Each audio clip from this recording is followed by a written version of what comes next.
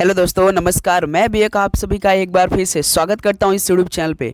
तो साथियों, आज की इस सेशन में देखने वाले एक्सपेक्टेड क्वेश्चन वो भी जीके प्लस इंग्लिश के। तो आपको पता होगा साथियों, टारगेट हम लोग का एक हो चुका है जो कि 4 नवंबर से लेकर 14 नवंबर के बीच में। अब साथियों, एसएससी एमटीएस का लास्ट दिनों का परीक्षा बाकी है जो कि 4 नवंबर से लेकर 14 नवंबर के बीच में आपका एग्जाम समाप्त हो जाएगा। तो जिनका एग्जाम अभी बाकी है, तो साथ ही आज की सेशन हम लोग एक्सपेक्टेड क्वेश्चन करने वाले हैं। याद रखिए साथी, आज की सेशन हम लोग कुल क्वेश्चनों की संख्या 50 देखने वाले हैं।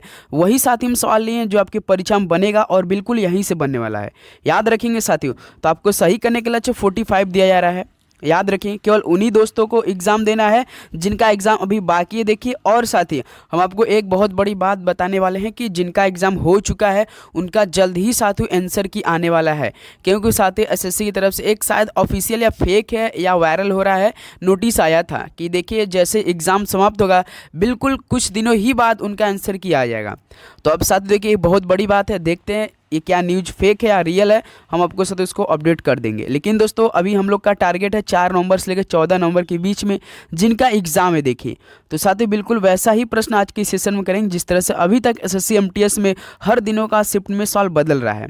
ओके दोस्त, तो चलिए सेशन को स्टार्ट करते हैं। और डेली क्लास की टाइमिंग हमारी सुबह 8 बजे रहती है, दोपहर में 12:30 बजे, शाम को 6 बजे रहती है। ओके दोस्त, डिस्क्रिप्शन बॉक्स में अपना टेलीग्राम ग्रुप दिया गया, साथ ही जरूर जुड़िए, टारगेट विथ विवेक के नाम से है। तो चलिए दोस्तों, इस सेशन को स्टार्ट करते हैं और लास्ट में अपना स्कोर जरूर बताइएगा कि आप सभी कितना स्कोर बनेगा। याद रखिए, और कमेंट बॉक्स में बताइएगा कि आपका एग्जाम किस डेट को है। साथी एक बार कंफर्म कर दीजिएगा आप लोग सभी लोग, प्लीज़ रिक्वेस्ट है। देखिए, पहला प्रश्न क्या दिया, कुचिपुड़ी नृत्य शैली की उत्पत्ति भारत के निम्नलिखित में किस राज्य से हुई थी। जो कुचिपुड़ी नृत्य शैली, इसकी उत्पत्ति भारत के किस राज्य से हुई थी। तो साथ ही याद रखिए, आंध्र प्रदेश राज्य से हुई थी। तो पहले का हम लोग क्या हो जाएगा, डी ऑप्शन बिल्कुल राइट ऑप्शन हो जाएंगे। ओके, चलिए नेक्स्ट नंबर आपका देखते हैं। क्वेश्चन नंबर देखिए सेकंड, निम्नलिखित में से कौन सी पहाड़ियाँ पूर्वांचल पहाड़ियों का हिस्सा नहीं है। तो ऐसी कौन सी पहाड़ियाँ हैं जो कि पूर्वांचल पहाड़ियों का हिस्सा नहीं है, तो वो पाटली पहाड़ियाँ हैं। तो यहाँ से ऑप्शन आपका क्या हो जाएगा दोस्त, आपका बिल्कुल राइट ऑप्शन हो जाएंगे। ओके, चलिए अगला सवाल देखते हैं। आपका क्वेश्चन नंबर देखिए थर्ड, मेघदूत की रचना प्राचीन भारत के किस कवि ने की थी।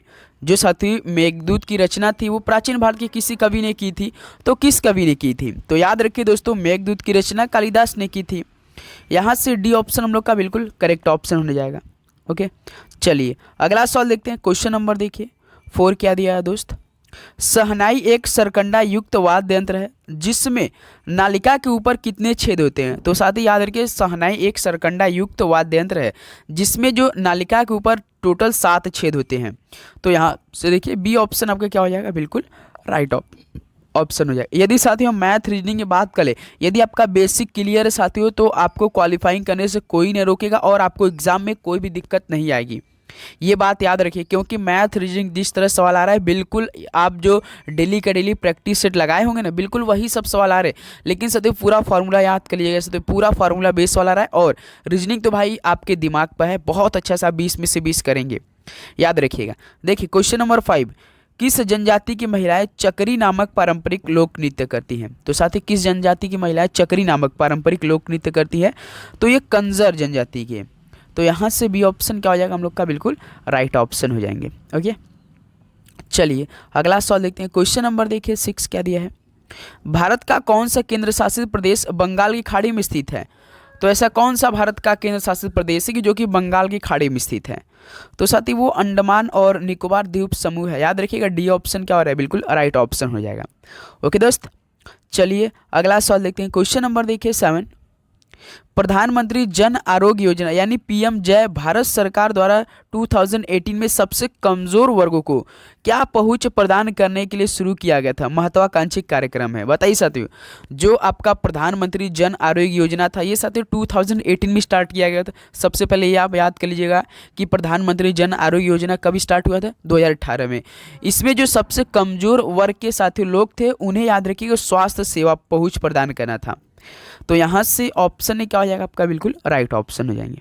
ओके, चलिए नेक्स्ट नंबर आपका देखते हैं। क्वेश्चन नंबर देखिए 8 क्या पूछा था सवाल, निम्नलिखित में से किस मौर्य शासक ने कलिंग पर विजय प्राप्त की। तो कलिंग का युद्ध कब लड़ा गया था साथियों, 261 BC में लड़ा गया था। इसमें अशोक लड़े थे साथियों, विजय प्राप्त की थी अशोक ने। ऑप्शन है बिल्कुल राइट ऑप्शन, इसी के शासन काल में भी लड़ी गई थी साथियों। याद रखिएगा 8 का ये ऑप्शन क्या हो जाएगा आपका, राइट हो जाएगा। चलिए अगला सवाल देखते हैं। क्वेश्चन नंबर देखिए 9। डैश गोदावरी नदी की एक सहायक नदी है। तो साथी गोदावरी नदी की एक सहायक नदी कौन है? याद रखिए इनमें से तो इंद्रावती नदी ही केवल दिख रही है साथी। ऑप्शन सी बिल्कुल राइट ऑप्शन है। इस समय साथी आपको मेरे आवाज़ों में थोड़ा सा प्रॉब्लम दिख रही होगी भाई, देखिए थोड़ा सा फीवर आ चुका है यार, इसीलिए थोड़ा सा लेकिन धीरे धीरे बोल रहे हैं, लेकिन आप लोग मैनेज किए। लेकिन बहुत अच्छा से पेपर तब पर भी मैंने साथी आपको लिए तैयार किया भाई, क्योंकि देखिए एग्जाम हम लोग का टारगेट है, हम आपका साथ नहीं छोड़ेंगे। क्योंकि देखिए हमने कम से कम 3 से 4 महीने लगातार सुबह 8 बजे क्लास कर रहे हैं, तो भाई हम कैसे छोड़ सकते। बस 14 नवंबर लास्ट दिनों की तैयारी है, हम लोग बहुत अच्छे से करते हैं जिनका एग्जाम बाकी है, तो आपको टेंशन नहीं लेना भाई, अच्छे से तैयारी किया, आपका पेपर बहुत अच्छा जाएगा, ये तो बात कन्फर्म होने वाला है। देखिए क्वेश्चन नंबर 10। पेशावर का युद्ध राजा जयपाल और महमूद गजनी के बीच किस ईस्वी में लड़ा गया था? देखिए पेशावर का युद्ध था जो साथी ये राजा जयपाल और महमूद गजनी के बीच लड़ा गया था, जो कि 1001 में लड़ा गया था। 1001 चंदा ऑप्शन है क्या हो जाएगा आपका, बिल्कुल करेक्ट ऑप्शन हो जाएगा। चलिए अगला सवाल देखते हैं। क्वेश्चन नंबर देखिए 11। निम्नलिखित में से किस वर्ष में राष्ट्रीय हरित प्राधिकरण अधिनियम पारित किया गया था? तो किस वर्ष में राष्ट्रीय हरित प्राधिकरण अधिनियम पारित किया गया था? तो साथ ही 2010 में किया गया था। यहाँ से ऑप्शन भी आपका क्या हो जाएगा, बिल्कुल राइट ऑप्शन हो जाएंगे। ओके चलिए अगला सवाल देखते हैं। क्वेश्चन नंबर देखिए 12। भारत के संविधान में राज्यसभा के सदस्यों के चुनाव का प्रावधान ये किस देश के संविधान से अपनाया गया था? तो साथी जो भारत के संविधान में राज्यसभा सदस्य हैं इनके चुनाव का प्रावधान जो है वो किस देश के संविधान से अपनाया गया था? सोचिए, याद रखिए दोस्तों, दक्षिण अफ्रीका से लिया गया था। ऑप्शन सी क्या हो जाएगा आपका यहाँ से, बिल्कुल राइट ऑप्शन होने वाला है। ओके चलिए नेक्स्ट नंबर आपका देखते हैं। क्वेश्चन नंबर देखिए 13। भारत के प्रत्येक राज्य के महाधिवक्ता की नियुक्ति किसके द्वारा की जाती है? तो साथ ही भारत के प्रत्येक राज्य के महाधिवक्ता की नियुक्ति किसके द्वारा की जाती है? याद रखिए साथी ये राज्य के राज्यपाल के द्वारा की जाती है।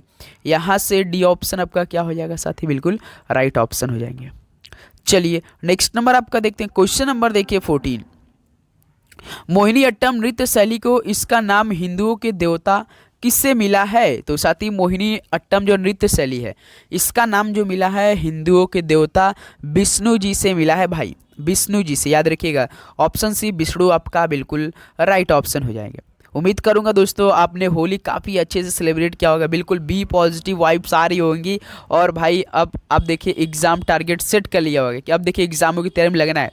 तो भाई कल के क्लास हमने सुबह 8 बजे पूरा मॉडल पेपर दिया है, अभी आप लोग नहीं देखा है तो प्लेलिस्ट बनाया तो जरूर देखिए, क्योंकि पूरा एक्सपेक्टेड पेपर किया गया है उसमें, चाहे आपका GK English math reasoning total चारों सब्जेक्ट आपके लिए प्रोवाइड किया भाई, आप लोग जरूर देखिए जाओ उसको।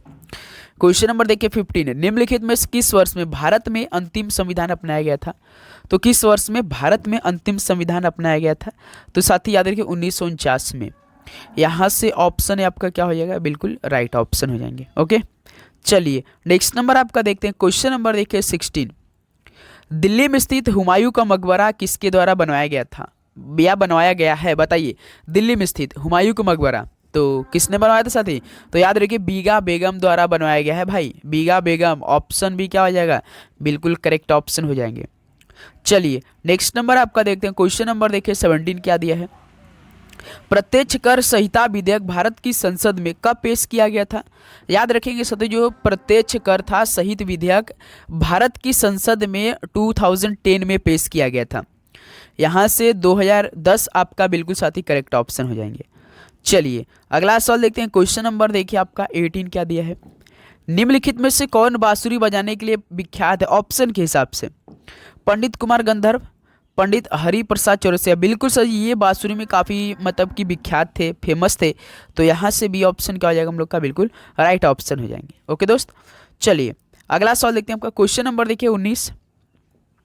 भारतीय संविधान के निम्नलिखित में से किस अनुच्छेद को द्वितीय संशोधन अधिनियम 1952 द्वारा संशोधित किया गया था? तो बताइए किस अनुच्छेद को द्वितीय संशोधन अधिनियम यानी 1952 द्वारा संशोधित किया गया था? तो भाई ये आपका अनुच्छेद 81 के तहत किया गया था। ऑप्शन है क्या हो जाएगा आपका, बिल्कुल राइट ऑप्शन। आपका पेपर साथ ही 2 सेशन में आ रहा है, याद रखिए पहला सेशन मैथ रीजनिंग जिसमें केवल क्वालिफाइंग करना है, उसमें नेगेटिव मार्किंग नहीं रहता है, 40 क्वेश्चन रहता है, केवल आपको 45 मिनट का समय मिलेगा। याद रखिएगा जैसे 45 मिनट समय होगा आपका तुरंत साथ सेकेंड सेशन स्टार्ट होगा जो कि जीके इंग्लिश मेन रहेगा, उसी से आपका मेरिट लिस्ट बनेगा, फाइनल भी बन के उसी से आएगा। यदि आप पहला सेशन नहीं पास करेंगे तो साथ ही याद रखिएगा आपका दूसरा पेपर चेक नहीं होगा, ये बात याद रखिएगा। तो पंचायतों से संबंधित संवैधानिक प्रावधान भारत के संविधान के किस भाग में है? तो दोस्त ये भाग 9 में है। यहाँ से बी ऑप्शन क्या हो जाएगा आपका, बिल्कुल राइट ऑप्शन हो जाएंगे। ओके, चलिए अगला सवाल देखते हैं आपका। क्वेश्चन नंबर देखिए 21। निम्नलिखित में से कौन सा असंपर्क बल नहीं है? तो इनमें से असंपर्क बल नहीं है। देखिए गुरुत्वीय तो संपर्कीय बल है सदैव, विद्युत स्थैतिक बल भी असंपर्कीय बल है, लेकिन घर्षण भाई तो संपर्कीय बल है ना। संपर्कीय तो भाई घर से संपर्क लेकर चलता है, फ्रिक्शन जो होता है। तो सी ऑप्शन यहाँ से बिल्कुल राइट हो जाएगा। चलिए नेक्स्ट नंबर आपका देखते हैं। क्वेश्चन नंबर देखिए 22।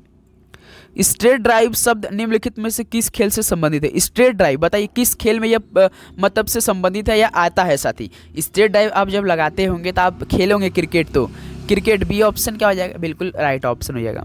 आप देखेंगे विराट कोहली का ये इस पर साइन रहता है भाई स्ट्रेट ड्राइव पर, तो बी ऑप्शन क्रिकेट बिल्कुल राइट हो जाएगा। चलिए नेक्स्ट नंबर देखते हैं। क्वेश्चन नंबर 23 देखिए। छोलिया नृत्य ये किस राज्य में किया जाता है? तो छोलिया नृत्य साथी ये किस राज्य में किया जाता है? याद रखिए उत्तराखंड राज्य में किया जाता है। यहाँ से ऑप्शन भी आपका क्या हो जाएगा, बिल्कुल राइट ऑप्शन हो जाएगा। उम्मीद करूँगी दोस्तों आपको हर एक क्वेश्चन काफ़ी अच्छे समझ में आ रहे होंगे, और आप भाई याद भी करते चलेंगे साथ में। जिनका एग्जाम देखिए बाकी है वो तो काफ़ी अच्छी तैयारी कर रहे होंगे, क्योंकि उन्हीं का पेपर बहुत अच्छा जाने वाला भाई। जिनका एग्जाम 4 से लेकर 14 नवंबर के बीच में होने वाला है, अगर वो पढ़ लेगा भाई तो देखिए अच्छा कर जाएगा स्कोर, ये तो मेरा मानना है। 24 नंबर देखिए। दिसंबर 1829 में निम्नलिखित में से किस गवर्नर जनरल ने सती प्रथा के खिलाफ कानून बनाया था? तो साथी देखिए दिसंबर 1829 में साथियों सती प्रथा के खिलाफ कानून बनाया गया था, जो कि साथी ये लॉर्ड विलियम बेंटिक ने बनाया था। यहाँ से बी ऑप्शन क्या हो जाएगा आपका, बिल्कुल राइट ऑप्शन हो जाएंगे। ओके, चलिए अगला सवाल देखते हैं आपका। Question number 25। निम्नलिखित में से किस स्थान पर धम्म चक्र परिवर्तन नामक बौद्ध घटना हुई थी? तो साथ ही किस स्थान पर धम्म चक्र परिवर्तन नामक घटना हुई थी? तो याद रखिए सारनाथ में हुई थी भाई। ऑप्शन बी आपका क्या हो जाएगा, डी ऑप्शन बिल्कुल करेक्ट ऑप्शन हो जाएंगे। चलिए नेक्स्ट नंबर आपका देखते हैं। क्वेश्चन नंबर देखिए 26 क्या दिया है दोस्त। 2011 की जनगणना के अनुसार भारत में निम्नलिखित में किस राज्य में जनसंख्या घनत्व सबसे कम है? बताइए भारत में किस राज्य में जनसंख्या घनत्व सबसे कम है भाई? तो सर जी क्या पूछा सवाल से? 2011 की जनगणना भारत में निम्नलिखित किस राज्य में जनसंख्या घनत्व सबसे कम है? भाई देखिए ये दूसरा शायद पूछा था यार, दूसरा पूछा था साथी। जनसंख्या भी घनत्व तो सबसे कम तो अरुणाचल प्रदेश लगा सकते हैं हम लोग, ऑप्शन सी बिल्कुल राइट ऑप्शन, लेकिन शायद दूसरा पूछा था क्या। चलिए कोई बात नहीं, लेकिन इस सवाल का राइट ऑप्शन अरुणाचल प्रदेश हो जाएगा। नेक्स्ट नंबर क्वेश्चन नंबर आपका देखिए 27। मकर बिलाक्कू त्यौहार भगवान अयप्पा के जिस पवित्र उपवन में मनाया जाता है वह कहाँ पर है? जो साथी मकर बिलाक्कू त्यौहार है भगवान अयप्पा के जिस पवित्र उपवन में मनाया जाता है वह साथी याद रखिए केरल राज्य में स्थित है। यहाँ से बी ऑप्शन क्या हो जाएगा आपका, बिल्कुल राइट ऑप्शन हो जाएंगे। ओके, चलिए नेक्स्ट नंबर आपका देखते हैं। क्वेश्चन नंबर देखिए 28। भारत में 2 सदनों वाली पहली निर्वाचित संसद किस वर्ष अस्तित्व में आई? तो भारत में 2 सदनों वाली पहली निर्वाचित संसद किस वर्ष में अस्तित्व में आ गई थी? तो मेरे भाई 1952 में आई थी ये। यहाँ से ऑप्शन बी आपका क्या हो जाएगा, बिल्कुल राइट ऑप्शन हो जाएंगे। ओके दोस्त, चलिए नेक्स्ट नंबर आपका देखते हैं। क्वेश्चन नंबर देखिए 29। भारत में हरित क्रांति की शुरुआत किस वर्ष के दशक में हुई थी? तो भारत में जो हरित क्रांति की शुरुआत हुई थी साथी ये 1960 के दशक में हुई थी। याद रखिएगा डी ऑप्शन क्या हो जाएगा आपका, बिल्कुल राइट ऑप्शन होने वाला है। चलिए अगला सवाल देखते हैं आपका। क्वेश्चन नंबर देखिए दोस्त आपका 30 क्या दिया है।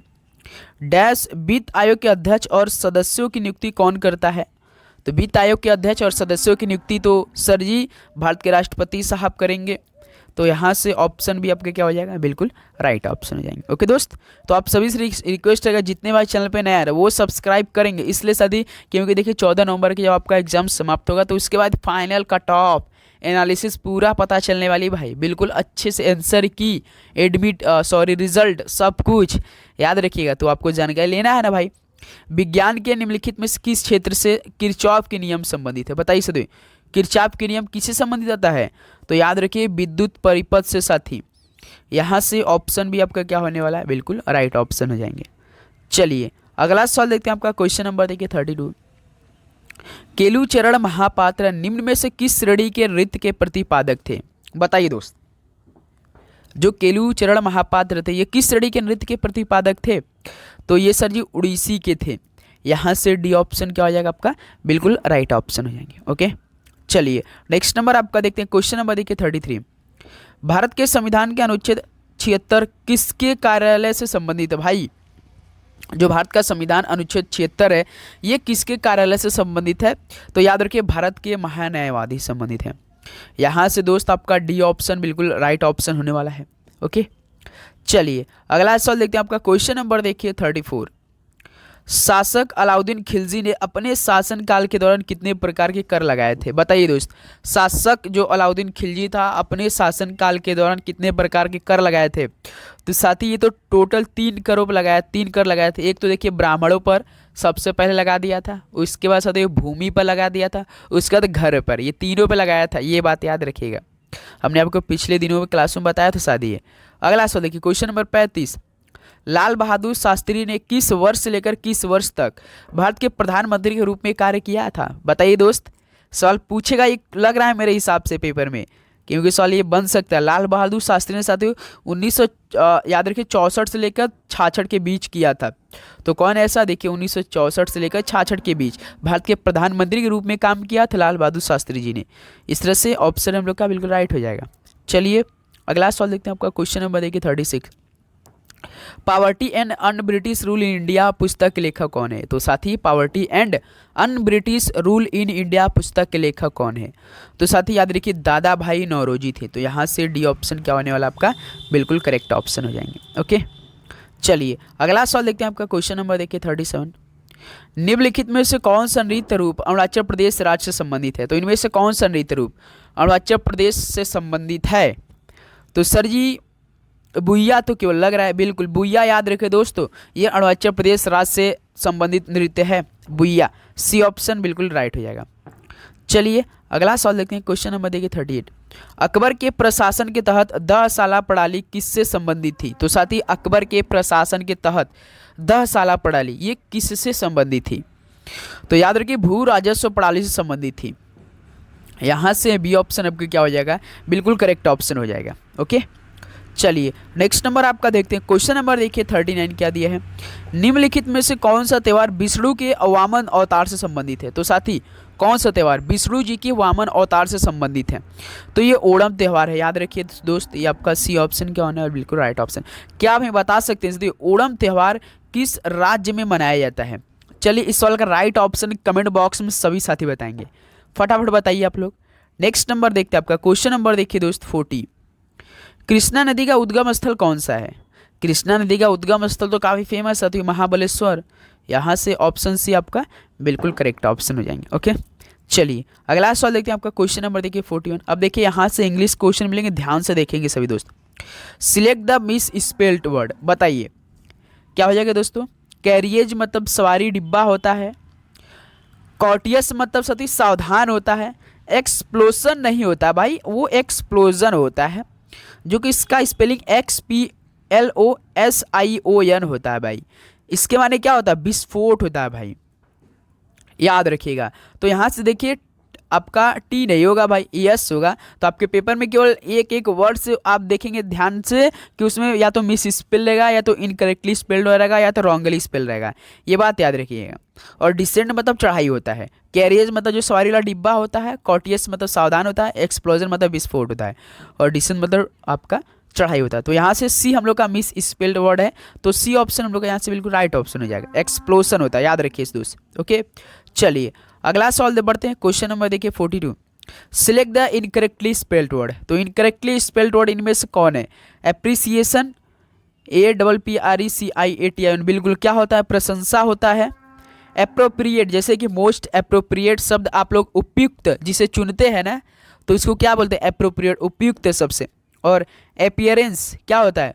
उपस्थिति। लेकिन इसका स्पेलिंग भाई देखिए डबल पी होता है भाई, APP होता है, EAR होता है, EARANCE होता है। अपीयरेंस मानी आपका उपस्थिति होता है। असैसिनेशन का मतलब से कपट वध होता है, जिसे आप लोग हत्या भी बोल सकते हैं, याद रखिए। तो इनमें से इनकरेक्टली स्पेल्ड वर्ड वाला कौन है आपका? C option appearance. इसका राइट स्पेलिंग डबल पी होता है, याद रखिएगा। ओके दोस्त, चलिए अगला सवाल देखते हैं। आपका क्वेश्चन नंबर देखिए 43। Choose the word which is opposite in meaning to the given word. तो साथ ही अपोजिट वर्ड बताना आपको दिया हुआ, जिसे बाल्मी मतलब क्या होता है? खुशबूदार जिसे साथी बोलते हैं। ऑप्शन का मतलब साथियों अश्लील बनाना आपका हार्ड, याद रखिए दोस्तों मुश्किल। तो इस तरह से बी ऑप्शन होगा। बाल्मी मतलब खुशबूदार बहुत नरम, तो हार्ड मतलब आपका साथी थोड़ा सा मुश्किल, तो बी ऑप्शन होगा। बाल्मी का अपोजिट क्या होगा, हार्ड होगा मेरे भाई। तो बी ऑप्शन इस सवाल क्या हो जाएगा आपका, बिल्कुल राइट ऑप्शन हो जाएंगे। ओके चलिए नेक्स्ट नंबर आपका देखते हैं। क्वेश्चन नंबर देखिए 44। Select the most appropriate antonym of the given word. Irrelevant का मतलब क्या होता है दोस्त, जैसे कि अप्रासंगिक, या आपका बेमतलब होता है, व्यर्थ होता है भाई इररिलेवेंट का। इररिलेवेंट को बोलते हैं इररिलेवेंट है यार, ये बेकार है, व्यर्थ है। तो क्या होगा, इमैटेरियल मतलब क्या होता है, सहारणीय होता है सदी, जिसे सारहीन बोलते हैं। अभौतिक बोला जाता है ना। ट्रिवियल का मतलब बहुत कम महत्व, जिसे आप लोग बहुत कम महत्व देते हैं, उसको क्या बोलते हैं, ट्रिवियल बोलते हैं। पॉइंटलेस मतलब व्यर्थ। और कॉन्सिक्वेंशियल मतलब होता है अहम, परिणामी। तो यहाँ से तो डी ऑप्शन हो जाएगा, याद रखिए। इररिलेवेंट का क्या हो जाएगा आपका, कॉन्सिक्वेंशियल हो जाएगा। डी ऑप्शन दोस्त आपका यहाँ से बिल्कुल राइट ऑप्शन हो जाएंगे। ओके चलिए अगला सवाल देखते हैं आपका। क्वेश्चन नंबर 45 देखिए। Select the alternative which best express the meaning of the EDM phrase. भाई ईडीएम पूछा आपसे, जैसे टू बीट द एयर मतलब साथी, टू बीट द एयर का मतलब आपको हम समझाना चाहेंगे, किस तरह समझाए कि आप समझ जाए। जिससे साथी ये बेकार या साथी आप बोल सकते हैं व्यर्थ प्रयास करना। जैसे कि अगर आप पूरे सेमेस्टर में पढ़ाई नहीं किए हैं, तो आपका अंतिम समय का जो पढ़ाई होता है उसको क्या करना है, हवा को हराना है एक प्रकार का। अगर आप साथी पूरे सेमेस्टर में ही नहीं पढ़े और लास्ट दिन में अपनी तैयारी कर रहे हैं अंतिम समय में, तो इस समय आप क्या कर रहे हैं, हवा को हरा रहे हैं भाई, हराना एक प्रकार का। तो इस तरह से क्या हो जाएगा इस सवाल का, to make effort that are useless. जो आप एफर्ट कर रहे हैं वो क्या है, यूजलेस है भाई। तो सी ऑप्शन यहाँ से क्या हो जाएगा आपका, बिल्कुल करेक्ट ऑप्शन हो जाएंगे। ध्यान देंगे साथी। ओके चलिए अगला सॉल्व बढ़ते हैं। क्वेश्चन नंबर आपका देखिए 46 क्या दिया है। Select the most appropriate antonym of the given word. Antonym का मतलब समझते हैं ना, विलोम शब्द होता है। एडेप्ट का मतलब क्या होता है, निपुण होता है भाई, निपुण जिसमें रहते हैं। तो इनेप्ट हो जाएगा, एडेप्ट का इनेप्ट होगा। इनेप्ट मतलब आपका अयोग्य हो जाएगा। ऑप्शन ए बिल्कुल राइट ऑप्शन हो जाएगा। ओके चलिए नेक्स्ट नंबर देखते हैं। क्वेश्चन नंबर आपका देखिए दोस्त 47 क्या दिया है। Select the word similar in meaning to the word given. Interdiction का सिमिलर मीनिंग बताना आपको। इंटरडिक्शन मतलब आपका पाबंदी, रोक, प्रतिबंध, यही सब होता है भाई। तो डिक्री हो जाएगा क्या है, बिल्कुल डिक्री हुकुम होगा भाई, हुकुम होगा। प्रिविलेज का मतलब क्या होता है, विशेषाधिकार होता है। या इमर्ज का उभरना होता है। तो ऑप्शन है यहाँ से क्या हो जाएगा दोस्त आपका, बिल्कुल राइट ऑप्शन हो जाएगा। ओके चलिए अगला सवाल देखते हैं आपका। क्वेश्चन नंबर देखिए 48। Select the wrongly spelled word. भाई रॉन्गली स्पेल्ड वर्ड कितना आ रहा है, हॉरिबल मतलब भयंकर होता है। हायर एस मतलब उत्तराधिकारी जो होता है, जो उत्तराधिकारी होता है हायर एस होता है भाई। हॉरिबल मतलब बहुत भयंकर। हॉस्पिटैलिटी भाई, लेकिन यहाँ पे डबल एल दे रखा है।